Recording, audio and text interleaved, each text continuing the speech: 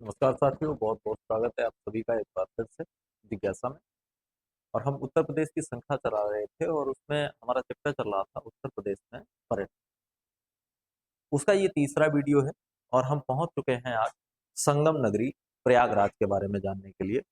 तो आइए एक एक करके हम जो महत्वपूर्ण चीजें हैं यहाँ से संबंधित उनको समझने का प्रयास करें। थोड़ा सा देख लें कि क्या क्या इसमें से हमें समझना है, क्या क्या याद रखना है।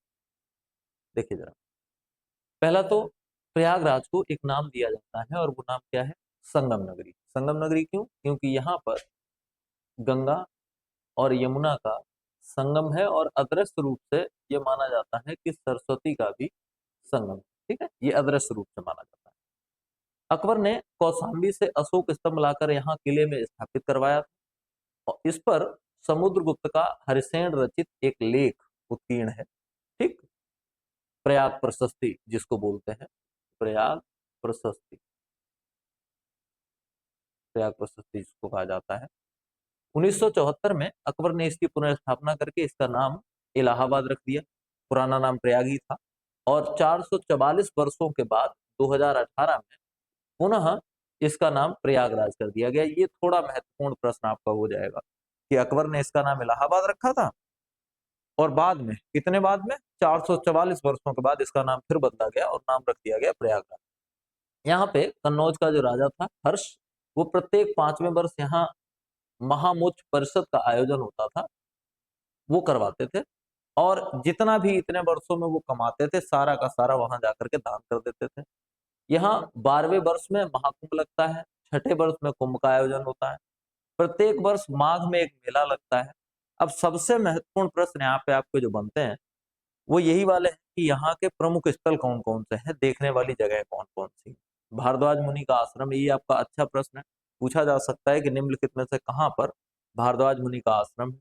चंद्रशेखर आजाद पार्क है, जिसे पहले अल्फ्रेड पार्क के नाम से जाना जाता था, जहां पर चंद्रशेखर आजाद शहीद हुए थे। एक प्राचीन अक्षय वट है, ललिता अलोप शंकरी कल्याणी देवी मंदिर है, बेणी माधव मंदिर है, नाग वासुकी मंदिर है और त्रिवेणी है।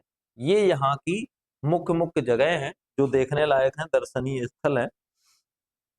इसके बाद एक और महत्वपूर्ण जगह याद आती है जिसका निर्माण ही अकबर ने करवाया था और वो जगह है कौन सी? फतेहपुर सीकरी। अब फतेहपुर सीकरी है कहाँ? पहला प्रश्न तो ये बनता है। तो फतेहपुर सीकरी आगरा के समीप है और अकबर ने इसे बसाया और फिर उसके बाद इसे अपनी राजधानी भी बनाई। फतेहपुर सीकरी का सीधा सीधा संबंध किससे है? अकबर से है। यहाँ सबसे महत्वपूर्ण चीजें क्या है? शेख सलीम चिश्ती का मकबरा है। दूसरी महत्वपूर्ण चीज बुलंद दरवाजा है। जामा मस्जिद इतना महत्वपूर्ण प्रश्न होता नहीं है आपका। जोधाबाई का महल है, दीवाने खास है, बीरबल का मकबरा यहाँ पे है और मरियम का महल है, साथ ही पंचमहल है। जो ज्यादा इंपॉर्टेंट चीजें हैं उनमें पंचमहल है, ठीक, मरियम का महल है, बुलंद दरवाजा है और शेख सलीम चिश्ती की चिश्ती सलीम चिश्ती का मकबरा है। ये काफी महत्वपूर्ण चीजें हैं। अब एक इतिहासकार हुए हैं बर्नी, जियाउल हक बर्नी, उनका जन्म जिस जगह पे हुआ था उस जगह का नाम है बरन। ठीक है, उस जगह का नाम है बरन और ये बुलंदशहर जिले में स्थित है। राजपूतों के मुस्लिम आक्रमणों का मुकाबला यहाँ पे किया, महमूद गजनवी ने इसे जीता और इतिहासकार जियाउद्दीन बर्नी का ये निवास था। महत्वपूर्ण बात बुलंदशहर जिले में है, एक बात याद रखिएगा। और दूसरी बात ये याद रखनी है कि इतिहासकार हुए जियाउद्दीन बर्नी, उनका जन्मस्थल ये है, निवास ये है, वो यहीं पे निवास करते थे। अब दो चीजें बड़ी महत्वपूर्ण हो जाती हैं, उनको मैंने इकट्ठा करने का प्रयास किया है। एक तो एक जगह पड़ती है भीतरी और एक जगह पड़ती है भीतरगांव। तो भीतरी जो जगह है ये गाजीपुर जिले में स्थित है, जिसके बारे में यहाँ बताया गया है। ये गाजीपुर जिले में स्थित है, सैदपुर स्टेशन के पास। गुप्त काल के अनेक अवशेष यहाँ से मिले हैं। स्कंदगुप्त का स्तंभ लेख जो बलुआ पत्थर का बना है, इसके शीर्ष पर विष्णु की प्रतिमा है जो अब नहीं, शीर्ष पर विष्णु की प्रतिमा थी जो अब नहीं है। ये महत्वपूर्ण बात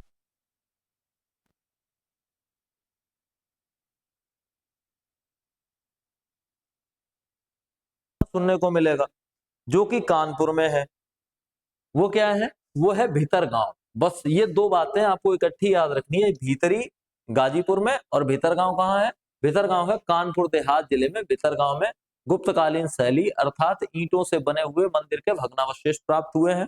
यह मंदिर चंद्रगुप्त द्वितीय के काल में बना था। मुख्य विशेषता इसका शिखर और इसका चबूतरा है, और इसकी छत जो है वो पिरामिडाकार है। महत्वपूर्ण बात यह है कि यहाँ पे एक ईंटों का बना हुआ मंदिर है, बहुत प्राचीन मंदिर है, जो कि गुप्त काल में बना था। और भीतरगांव पड़ता कहाँ है? कानपुर में। बस ये बात आपको याद रखनी है, बाकी कोई खास बात याद नहीं रखनी है। खासकर ये याद रखना है कि भीतरी और भीतरगांव के बीच में जो कंफ्यूजन है, उस कंफ्यूजन से दूर रहना है। भीतरी गाजीपुर में है, जबकि भीतरगांव की अवस्थिति है कानपुर देहात जिले में। ठीक है, अगला देखें। अगला है बांसखेड़ा। यह जगह पड़ती है शाहजहांपुर में, गंगा नदी के तट पे है। 629 ईस्वी का एक ताम्र पत्र यहाँ से मिला है, जिसमें हर्ष की वंशावली और प्रशासन की जानकारी दी गई है, और हर्ष के हस्ताक्षरों की अनुकृति भी यहाँ पर मिली है। जगह का नाम है बांसखेड़ा। कहाँ पे है? शाहजहांपुर में है, और गंगा नदी के तट पर है, गंगा नदी के किनारे। ठीक, अब पश्चिम के एक दो और स्थल देख लेते हैं। अगली जगह है वह है बदायूं। बदायूं के बारे में क्या याद रखना है? ये सल्तनत काल का एक महत्वपूर्ण इक्ता था। ठीक है, इल्तुतमिश यहीं का इक्तेदार था, राजा बनने से पहले, शासक बनने से पहले। शेख निजामुद्दीन औलिया और अब्दुल कादिर बदायूनी यहीं के निवासी थे। महत्वपूर्ण बात, शेख निजामुद्दीन औलिया, इनको याद रखना है। अब बदायूनी तो नाम में ही लगा हुआ है, तो बदायूं के हैं, ज्यादा महत्वपूर्ण नहीं है। दिल्ली लखनौती मार्ग इसका प्रमुख केंद्र था, अतः व्यापारिक दृष्टि से बहुत महत्वपूर्ण। जो दिल्ली लखनौती मार्ग है उस पे ये एक महत्वपूर्ण जगह हुआ करता था, तो इसलिए व्यापारिक दृष्टिकोण से बड़ा महत्वपूर्ण होता था। अगली जो महत्वपूर्ण जगह है वो है मेरठ। राजपूत सरदार हरदत्त ने एक किला बनवाया था यहाँ पे। ठीक है, उतना महत्वपूर्ण नहीं है। ऐबक ने मेरठ को दिल्ली सल्तनत का हिस्सा बनाया। इसने, ऐबक ने दिल्ली सल्तनत में मिलाया। फिरोज शाह तुगलक ने यहाँ के अशोक स्तंभ को दिल्ली में लगवाया। 10 मई 1857 को यहीं से संग्राम का आगाज हुआ। बस यही इंपॉर्टेंट बात है, बस इसको ही याद रखना है। प्रमुख स्थल जो है उनमें शहीद स्मारक है, पांडव किला है, ये आपका एक महत्वपूर्ण प्रश्न बनेगा, पांडव किला। रोमन कैथोलिक चर्च है। इसके अलावा नंगली तीर्थ यहाँ पर है, एक जगह है नंगली तीर्थ। ठीक है, मैं यहाँ अलग लिखे दे रहा हूं, नंगली तीर्थ, ये याद रखिएगा, ये आपका एक प्रश्न बनेगा। एक नंगली तीर्थ हो गया, और एक पांडव किला। पांडव किला, ये दो महत्वपूर्ण प्रश्न आपके बनते हैं। एक तो पांडव किला, दूसरा नंगली तीर्थ। और द्रौपदी की रसोई, ये भी एक महत्वपूर्ण प्रश्न आपको बन सकता है। द्रौपदी की रसोई, ये कुछ प्रश्न यहाँ से बन सकते हैं आपके, जो कि आपको याद रखने हैं। ठीक है, अब मेरठ के बाद एक जगह पड़ती है मांडी। एक जगह है मांडी, मुजफ्फरनगर जिले में ये स्थित है। बस इतनी बात याद कर लो, बहुत है। मुजफ्फरनगर जिले में है, सिंधुकालीन सभ्यता स्थल है, हड़प्पा वाला, हड़प्पा काल का है। और यहाँ से सोने के छल्ले, मिट्टी के कुछ बर्तनों के टुकड़े और ईंटें प्राप्त हुई। कुल मिलाकर के ऐसा उत्खनन वाला ये क्षेत्र है, जहां से उत्खनन किया गया और कुछ चीजें प्राप्त की गई। अब बड़े लड़ैया महोबे वाले, जिनकी मार सही ना जाए, अगली जो जगह है वो है महोबा। आल्हा उधल के लिए प्रसिद्ध है। 1831 में चंदेल राजपूतों ने इसे अपनी राजधानी बनाया था। चंदेलों के राजा, चंदेलों का जो राज्य था जेजाक भुक्ति अर्थात जुझौती, उसके नाम से प्रसिद्ध था। 1202 में कुतुबुद्दीन ऐबक ने इस पे अपना अधिकार कर लिया। दर्शनीय स्थल एक तो कीरत सागर है, ठीक है, जहां गुजरियों की लड़ाई हुई थी, सुना होगा। चंदेल कालीन कुछ स्मारक हैं, सूर्य मंदिर है। गोखर पहाड़ी पर 24 तीर्थंकरों की प्रतिमाएं हैं, ये महत्वपूर्ण।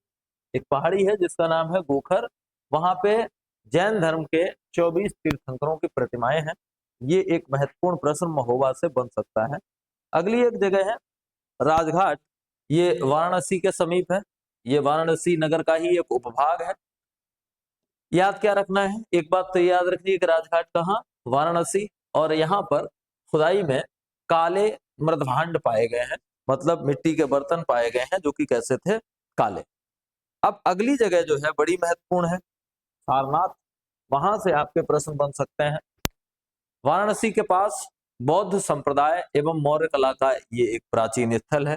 पहली बात तो ये, पूर्व ऋषिपत्तन के नाम से जाना जाता था। पहले किस नाम से जाना जाता था?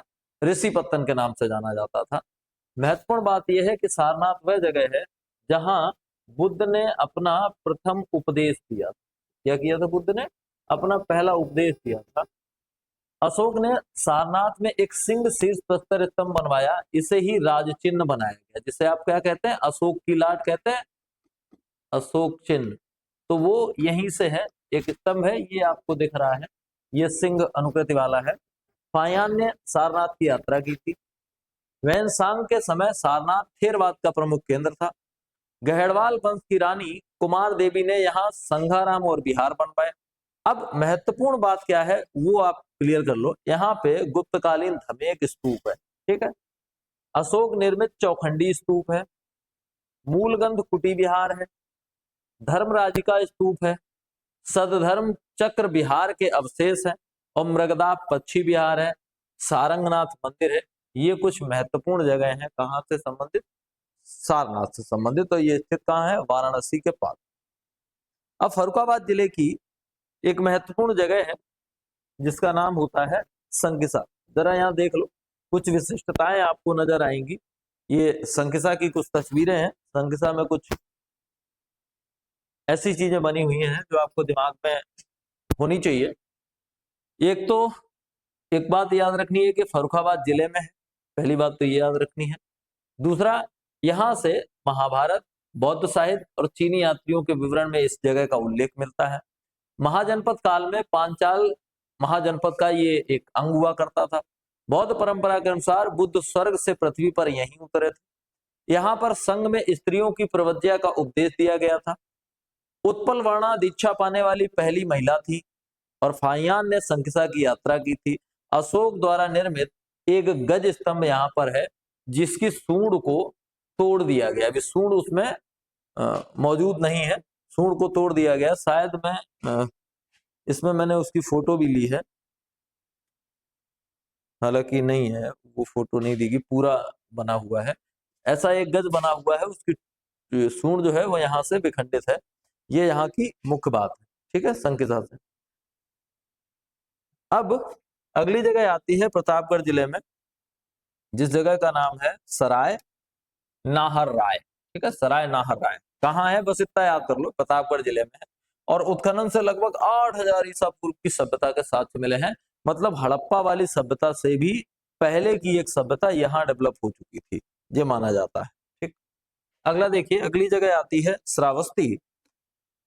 श्रावस्ती की कुछ चीजें, प्राचीन श्रावस्ती से तादम्य आज श्रावस्ती का सेत महेत नामक स्थान है। ये आपका एक महत्वपूर्ण प्रश्न, यानी जिस श्रावस्ती का उल्लेख आपको यहाँ मिलता है वो श्रावस्ती की ही एक जगह है जिसका नाम है सेत महेत, वहां से इसका तारतम्य स्थापित होता है। ये बुद्ध का प्रिय नगर था, वे यहाँ 25 वर्षों तक रहे, बड़ी बात है। कौशल महाजनपद की ये दूसरी राजधानी हुआ करता था। अनाथ पिंडक नामक साहूकार ने जेतवन विहार बनवाकर बुद्ध को दिया था।